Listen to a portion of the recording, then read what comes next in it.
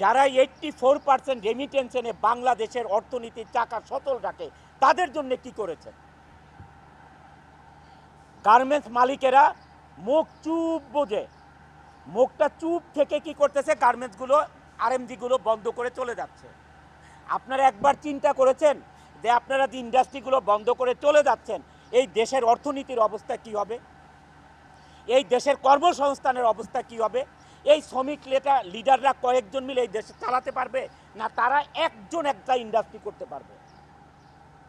কিন্তু আপনারা কোনো পদক্ষেপ না নিয়ে কি করতেছেন?